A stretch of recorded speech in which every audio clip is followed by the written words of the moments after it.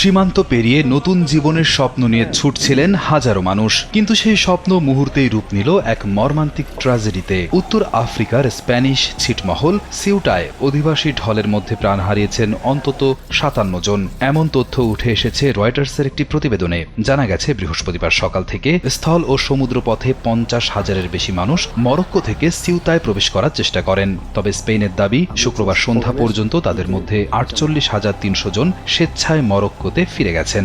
Spain সরকারের এক প্রতিনিধি জানান, সীমান্তের স্প্যানিশ অংশ থেকে ৫৭টি মরদেহ উদ্ধার করা হয়েছে। 5+ স্টার রেটিং প্রাপ্ত দেশের সর্বোচ্চ বিদ্যুৎ সাশ্রয়ী ওয়ালটন এসি স্মার্ট কমফোর্ট এখন নেক্সট লেভেলে। কেউ সাগরে ডুবে, আবার কেউ সীমান্তের কাঁটাতারের বেড়া ও বাঁধ পার হতে গিয়ে পদদলিত হয়ে প্রাণ হারিয়েছেন বলে জানা গেছে। মরক্কোর অংশেও আরও হতাহতের আশঙ্কা রয়েছে।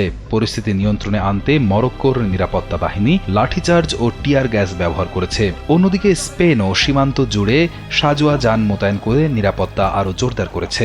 ঘটনার পর শুক্রবার সিউতা সফর করেন স্পেনের প্রধানমন্ত্রী পেদ্রো সানচেজ। তিনি এই ঘটনাকে স্পেনের সার্বভৌমত্বের উপর সরাসরি আঘাত বলে উল্লেখ করেন এবং অবৈধ অনুপ্রবেশকারীদের দ্রুত ফেরত পাঠানোর ঘোষণা দেন। এই ঘটনার জেরে ইউরোপেও শুরু হয়েছে নতুন বিতর্ক।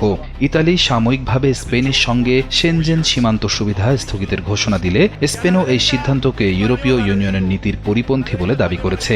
একই সময়ে সীমান্তে নতুন করে কোনো বিশৃঙ্খলা ঠেকাতে ফ্রান্স স্পেন সীমান্তে পুলিশ মোতায়েন, আকাশপথে নজরদারি এবং নিরাপত্তা ব্যবস্থা আরও জোরদারের ঘোষণা দিয়েছে।